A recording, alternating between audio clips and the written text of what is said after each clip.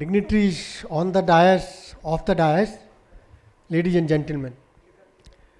I think we have already delayed this session. My topic of coverage was to talk about the role of cooperative banks in the CS, in the financial inclusion. In fact, let's come back to the topic of financial inclusion and let's talk of the role of cooperative banks. In fact, cooperative banks could have been the best vehicle for the last mile delivery of what is desired out of financial inclusion.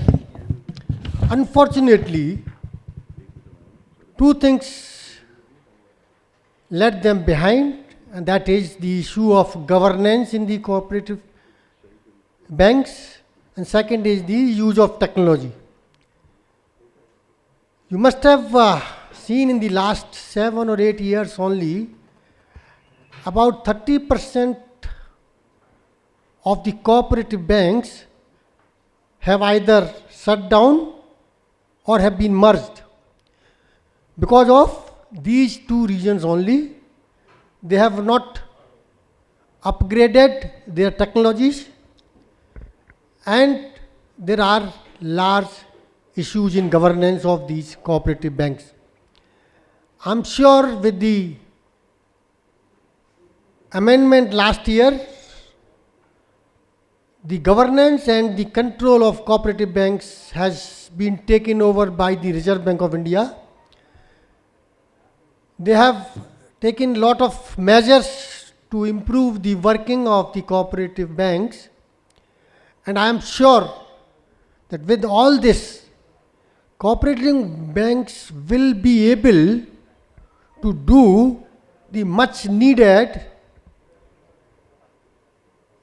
outcomes of the financial inclusion, because these are the banks who are nearest to the end user or the person to whom we want the last mile delivery.